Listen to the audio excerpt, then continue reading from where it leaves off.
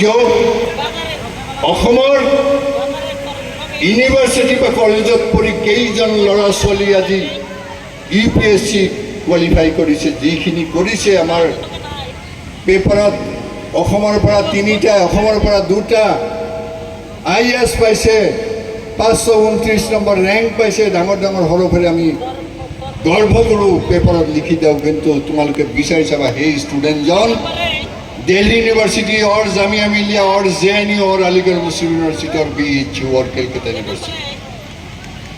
অসমত পঢ়ি খুব কম সংখ্যকে পাইছে, বহুত কম সংখ্যকে পাইছে। গতিকে যদি জীৱনত কিবা কৰিব বিচাৰা, তোমালোকে কলেজ জীৱন শেষ কৰি তোমালোকে ইউনিভাৰ্চিটি লাইফ অসমৰ বাহিৰত পঢ়িবৰ কাৰণে তোমালোকে সপোন দেখা, তাৰ কাৰণে তোমালোকে কি কৰিব লাগিব। মই জিয়াছ আৰু সেক্ৰেটাৰীৰ লগত কি কয় সভাপতিৰ লগত মই কথা পাতিছোঁ। তেওঁলোকে 5th চেমত আছে। জিয়াজনৰ মাৰ্কছ বহুত ভাল। মই যেতিয়া এইখন কলেজত আছিলোঁ তেতিয়া 100তকৈ কম আছিল ছাত্ৰ ছাত্ৰী। এতিয়া মই সুধিছোঁ প্ৰায় 800+ ছাত্ৰ ছাত্ৰী আছে। আৰু সেই সময়ত কোনোমতে 3rd ডিভিজন পাছ কৰা ল'ৰা ছোৱালীয়ে ইয়াত আহি এডমিশ্যন হৈছিল আৰু জিয়াজনৰ 80ৰ ওপৰত percentage. So' he can do something marvelous for the nation. দেশৰ কাৰণে তেওঁ কিবা সাংঘাতিক কিবা কৰাৰ তেওঁৰ মাজত প্ৰৱণতা আছে। গতিকে তেওঁক আমি ইগনাইট কৰিব লাগিব, ছাত্ৰ ছাত্ৰীক আমি প্ৰজ্বলিত কৰিব লাগিব, তেওঁলোকক আমি হিট দিব লাগিব, তেওঁলোকক আমি বাহিৰলৈ পঠাব লাগিব যদি কিবা কৰিব বিচাৰিছে। গতিকে তোমালোকে যিসকলে 5th চেমত আছা, তেওঁলোকে জানুৱাৰী মাহৰ পৰা অনলাইন চাই থাকা। দিল্লী ইউনিভাৰ্চিটিৰ কেতিয়া ফৰ্ম ফিল আপ হয়, অনলাইন ফৰ্ম ফিল আপ হ'ব।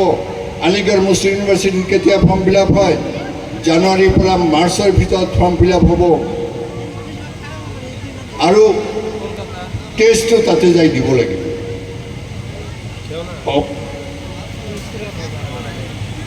MCQ হয়, মাল্টিপল চইচ কুৱেশ্যন হয়। গতিকে ইমান টান নহয়, অলপ অলপ ইংলিছ জানিলেই হৈ যাব। নেক্সট হৈছে তোমালোকে যদি এতিয়া ইণ্ডিয়াৰ ভিতৰত সেইবিলাক ইউনিভাৰ্চিটি, বেষ্ট ইউনিভাৰ্চিটি যিসকল, যি ইউনিভাৰ্চিটি চেণ্ট্ৰেল গভৰ্ণমেণ্টৰ আণ্ডাৰত, অৰ্থাৎ চেণ্ট্ৰেল ইউনিভাৰ্চিটিৰ কথা মই কৈছোঁ। আৰু চেণ্ট্ৰেল ইউনিভাৰ্চিটিত যাব লাগিলে you must face a test, that is CUET, central university entrance test দিব লাগিব। আৰু তাতে যদি কোৱালিফাই কৰা, ইণ্ডিয়াৰ যিকোনো চেণ্ট্ৰেল ইউনিভাৰ্চিটিত তুমি এডমিশ্যন লোৱাৰ কাৰণে যোগ্যতা অৰ্জন কৰিবা। গতিকে সেইটোও আমি দিব লাগিব। তোমালোকে সেইটোৰ কাৰণে প্ৰিপেয়াৰ কৰা, আজিৰ পৰা প্ৰিপাৰেশ্যন লোৱা।